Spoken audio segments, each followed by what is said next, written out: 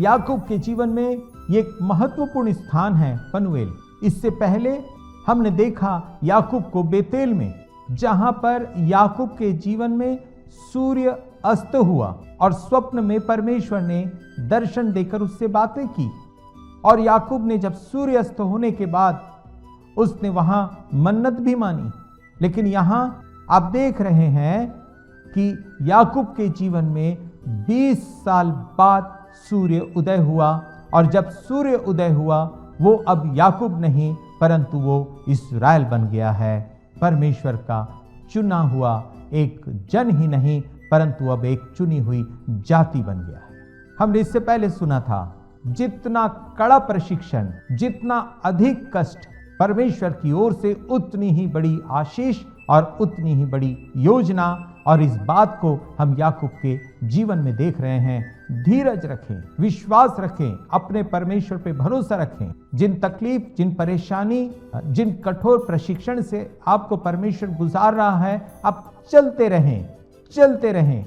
याद रखें, विश्वास करने वालों के जीवन में जो भी बातें, जो भी घटनाएं होती है, सब बातें भलाई के लिए ही परमेश्वर करता है।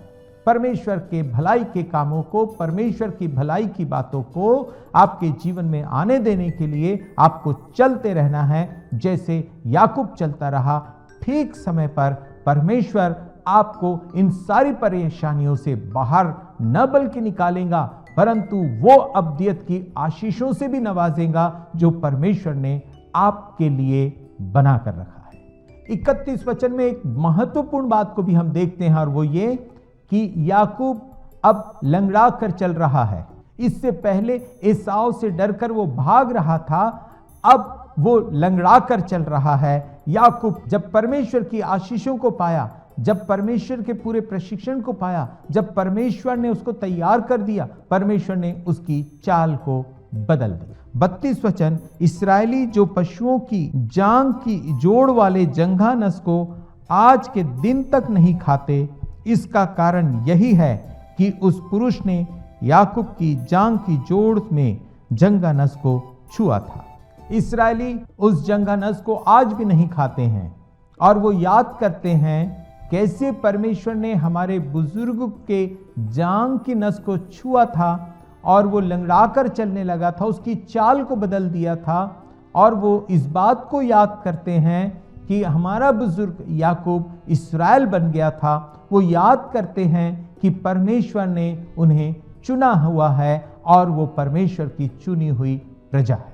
सो याकूब की यात्रा यहीं खत्म नहीं हुई, परंतु और भी महत्वपूर्ण और बड़ी भेद भरी शिक्षाओं की बातें याकूब के जीवन से हमको सीखने के लिए मिलेंगी जब हम उत्पत्ति का किताब उसके 33 अध्याय का अध्ययन करेंगे। उत्पत्ति का किताब 33 अध्याय पहला वचन, और याकूब ने आंखें उठाकर यह देखा कि एसाव 400 पुरुष संग लिए हुए चला आता है। तब उसने लड़के वालों को अलग अलग बांट कर लिया और राहेल और दोनों दासियों को सौंप दिया। दूसरा वचन, और उसने सबके आगे लड़कों समेत दासियों को, उसके पीछे लड़कों समेत लिया को और सबके पीछे राहेल और यूसुफ को रखा। तीसरा वचन, और आप उन सब के आगे बढ़ा और 7 बार भूमि पर गिर के दंडवत की और अपने भाई के पास पहुंचा। एसाव याकूब के पास मिलने चला आ रहा है। उसके मन के विचार याकूब को नहीं पता, पर याकूब के मन में अब भी उसके लिए डर बना हुआ है। आशीर्वाद पाने के बाद भी, इस्राएल बन जाने के बाद भी उसके मन में डर है।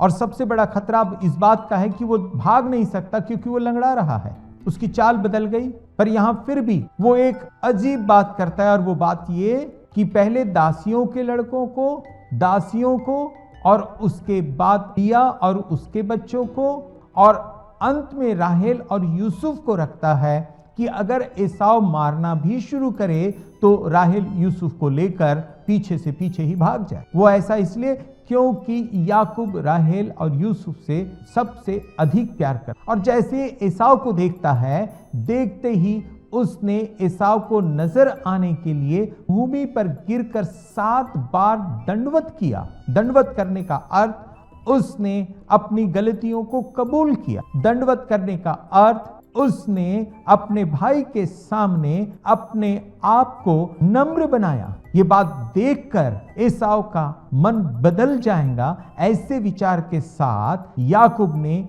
इन सारी बातों को करके एसाव को दिखाया। अब देखते हैं एसाव क्या विचार करके याकूब के पास आ रहा है। पर इन सब बातों को देखने से पहले आपको याद रखना चाहिए, परमेश्वर ने याकूब से कहा है, मैं तेरे संग रहूंगा।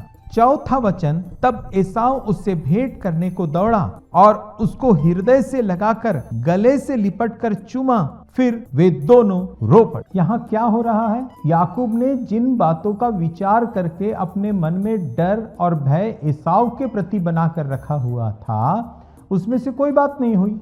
क्यों? क्योंकि परमेश्वर याकूब का रक्षक है, वो उसके संग है। याकूब यूं ही डर रहा है एसाव से कि वो पता नहीं अब क्या करेगा। 400 पुरुषों को साथ लेकर आ रहा है। अपने बचाव के लिए उसने जो है अपनी योजनाएं बनाई, अपने समझ के अनुसार सारे कामों को किया, लेकिन परमेश्वर ने तो पहले ही एसाव के मन को याकूब के प्रति प्रेम से भर दिया है, दया और करुणा से भर दिया है, और बड़ा भाई छोटे भाई पर अनुग्रह कर रहा है। और जब एसाव याकूब के पास दौड़ कर आ रहा है, याकूब का ब्लड प्रेशर बढ़ गया कि अब ये क्या करेगा मेरे साथ। लेकिन जैसे ही एसाव नजदीक आया, उसने उसे अपने गले से लगाया और चूमा और रो पड़ा। शायद याकूब को अब समझ में आया कि परमेश्वर मेरे संग है। याकूब को अब समझ में आया, परमेश्वर ने कहा है कि मैं तुझे वापस इस स्थान पर लेकर आऊंगा। वो बेतेल की बातें अब याकूब को याद आ रही, पनियल की बातें जो उसने याकूब का नाम याकूब न रखकर इसराइल रखा। एक बड़ी योजना है आगे परमेश्वर की। याकूब यूं ही डर रहा, हम भी यूं ही डरते रहते हैं, और पता नहीं क्या क्या अपने मनों में कैसे कैसे कार्य योजनाएं बनाकर हम अपने आप को परेशानियों में, चिंताओं में डालकर अपने जीवन को खराब करते हैं, अपने आप को खराब करते, अपने परिवार को खराब करते हैं। परमेश्वर पे भरोसा रखो, विश्वास रखो, वो हमारे साथ है। मत्ती का किताब 28 अध्याय में यीशु मसीह ने साफ अपने चेलों से कहा, और वो आखिरी वचन था जब यीशु मसीह ने कहा, जगत के अंत तक सदैव मैं तुम्हारे साथ हूं। वो हमें कभी नहीं छोड़ता, वो आपके संग है, वो आपके साथ है, वो आपके पास है। आपके हृदय में जिस भी बात की चिंता, जिस भी बात का डर है, उसे निकाल कर बाहर करें, बशर्त आप उसके अभिषिक्त होना चाहिए, बशर्त आपका जीवन उसे समर्पित होना चाहिए, जैसे याकूब का है। 5वां वचन, तब उसने आंखें उठाकर स्त्रियों और लड़के वालों को देखा और पूछा, ये जो तेरे साथ हैं सो कौन है? उसने कहा, ये तेरे दास के लड़के हैं, जिन्हें परमेश्वर ने अनुग्रह करके मुझको दिया है। याकूब अपने भाई एसाव से कहता है, ये तेरे दास के लड़के हैं। कितना नम्र हो गया है याकूब, परमेश्वर ने बनाया है उसे। याद रखे, परमेश्वर टूटे बासनों को भी बना देता है, वो सब कुछ कर सकता है। आगे बढ़ते हैं, 6वां वचन, तब लड़कों समेत दासियों ने निकट आकर दंडवत की। 7वां वचन, फिर लड़कों समेत लिया निकट आई और उन्होंने भी दंडवत की। पीछे यूसुफ और राहेल ने भी निकट आकर दंडवत की।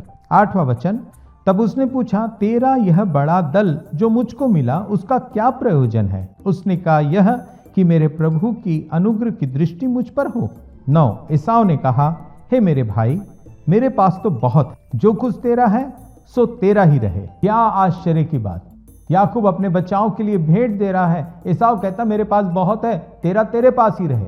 एसाव के मन में याकूब के प्रति सच्चा प्यार है, सच्चा प्यार, और वो याकूब देख रहा है कि कैसे परमेश्वर ने एसाव के जीवन में याकूब के लिए अपने प्रेम को डालकर आश्चर्य कर्मों को प्रकट किया।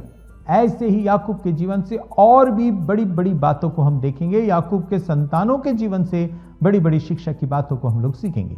10वां वचन, याकूब ने कहा, नहीं नहीं, यदि तेरा अनुग्रह मुझ पर हो तो मेरी भेंट ग्रहण कर, क्योंकि मैंने तेरा दर्शन पाकर मानो परमेश्वर का दर्शन पाया है और तू मुझसे प्रसन्न हुआ है। 11 वचन, सो यह भेंट जो तुझे भेजी गई है ग्रहण कर, क्योंकि परमेश्वर ने मुझ पर अनुग्रह किया है और मेरे पास बहुत है। जब उसने उसको दबाया तब उसने भेंट को ग्रहण किया। 12 वचन, फिर एसाव ने कहा, आ हम बढ़ चले और मैं तेरे आगे आगे चलूंगा। 13 वचन, याकूब ने कहा, हे मेरे प्रभु, तू जानता ही है कि मेरे 7 सुकुमार लड़के और दूध देने हारी भेड़ बकरियां और गाय हैं। यदि ऐसे पशु एक दिन भी अधिक हाके जाए तो सब के सब मर जाएंगे। 14 वचन, सो मेरा प्रभु अपने दास के आगे बढ़ जाए और मैं इन पशुओं की गति के अनुसार जो मेरे आगे है और लड़के वालों की गति के अनुसार धीरे धीरे चलकर सेईर में अपने प्रभु के पास पहुंचूंगा। 15 वचन, एसाव ने कहा, तो अपने संग वालों में से मैं कई एक तेरे साथ छोड़ जाऊं? उसने कहा, यह क्यों? इतना ही बहुत है कि मेरे प्रभु की अनुग्रह की दृष्टि मुझ पर बनी रहे। 16 वचन, तब एसाव ने उसी दिन सेईर जाने को अपना मार्ग लिया।